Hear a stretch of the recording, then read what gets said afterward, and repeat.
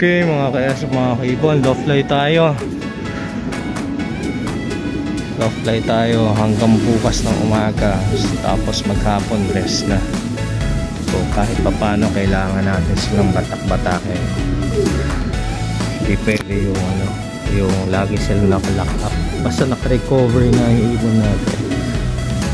Low fly natin. Hindi natin makita. Nandun sa may pabila na tatakbo na lang. Anyway, so yun nga mga ka-S, mga kaibon. So far so good ang clocking natin. Lamang pa rin sa percentage. Medyo may problema lang at marami tayong kalaban dahil puso ang lambatan. Swerte na lang yung mga ibang player na nakakapagpauwi na kumpleto. Tapos marami silang paklaking. Okay, pero sana naiiwan nating team, no, tuloy-tuloy, mag-clock hanggang dulo. Yun lang na may importante. Okay. Okay, so yun na nga mga ka-S, mga kaibon. Baka ito yung last season ko, itong darating na North. Pero kung mailipad ko, hindi, okay lang, wala namang kaso yun. Okay, maibon natin. So ang magiging problema kasi natin mga ka-SF, mga kaibon, itong bakanting to, ilang hektarya to eh. Hindi ko lang alam kung this year or basta nagkaroon na kasi ng ocular dito.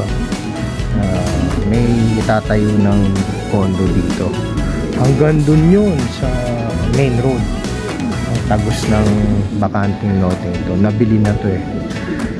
So tatayuan na ng condo to. So magiging problema yan. Pagka nagkaroon ng condo dito, mabubulabog yung ibig natin. Okay, so wala namang kaso kung hindi tayo maglalaro. So baka ilipat yung loft. Kung nagkataon na meron ng condo dito, baka itong area na to ang magiging breeding area ko lang. Tapos sa iba ko ililipat yung ating ibon. Pwede dun sa kabila, sa building, kung papayag yung Indianan. So sa ngayon hindi muna. Okay, yan lang ang na-share ko mga ka-S at mga kaibon.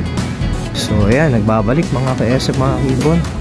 Yung ibon natin hindi natin masipat kasi itong puno natatakpan.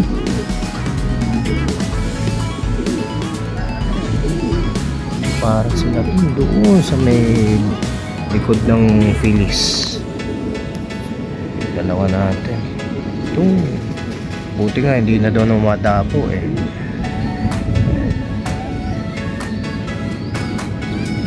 Sila, mamaya makikita natin yan. Ayan sila. Okay. Ay nako, yun ang area nila mga KSN. Ulit. Okay, baba muna tayo. Pasilip muna ako ng bago nating pasisi mga ka-SF.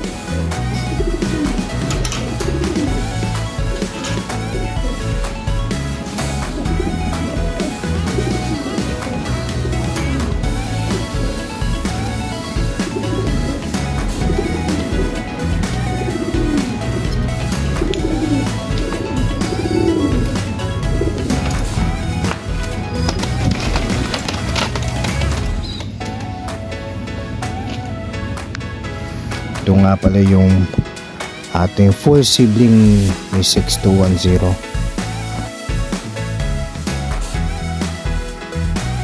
Okay, naglabas ulit ng parehong check, blue check. Ito yung hinihintay kong kulay. Mas pabor ako sa ganitong kulay pagka naglabas siya ng blue check. Full siblings ni 6210 to. Subukan ko sa North kung maililipad ko. Ayan. Ganda oh. Healthy oh. Sana hindi ako mali.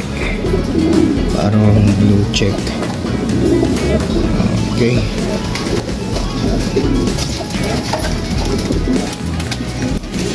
Ayan. Ito yung sing-sing niya. C644 tsaka C648. Ayos, pisahan na. May pang norte ako or pang OLR.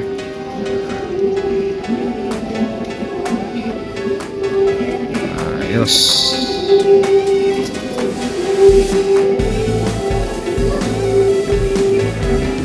Line breed ng Vicente Milucci tsaka Emil. Ayos. Si Ladyboy, apo sa tuhod. Apo din sa tuhod ni Maya 54 to. Yan. So itong ano to, itong babae na to, may pasok na to ng Maya line. Vicente Milucci na pinasukan ng Vandenbroek. Yan.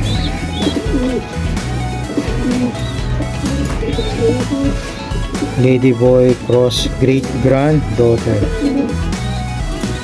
Yung ang nanay nito apo ni Maya 54, so ito ngayon apo sa tuhod ni Maya 54. Yan.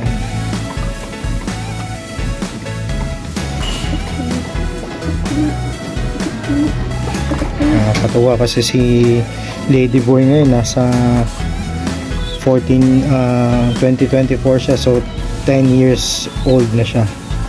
Mag 11 years old. Yan. Ano to eh, young bird ko ng PFC 1 week before ng karera, sumalpok. Consistent bird ko pa naman, sayang. Pearl pairing Vicente Ngo tsaka line breed Vicente Milucci.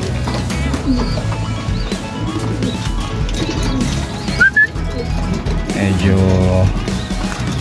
masungit pa silang dalawa, hindi pa ganun ka pares, pero mukhang tuloy-tuloy na to. Kulit ng kaki.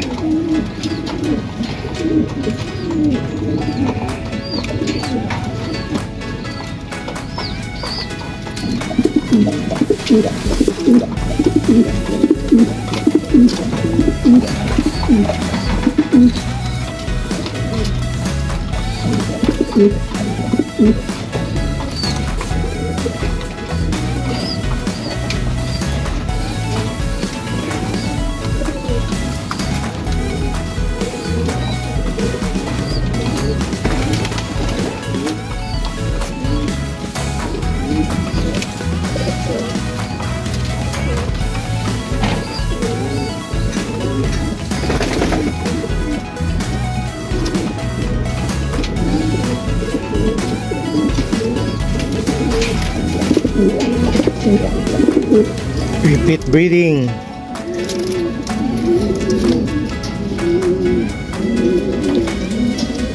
Vinstra origin Reso.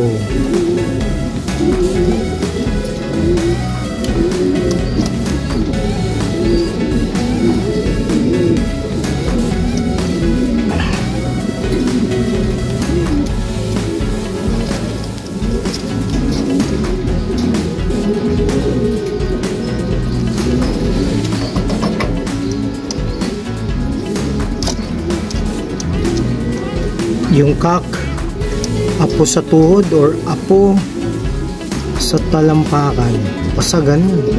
Second or third generation ng apo to ni Blue Magic. Okay, line breed sa tugo ng Jaime Chua Unbelievable. Per Jaime Chua line to. Both parents direct Jaime Chua.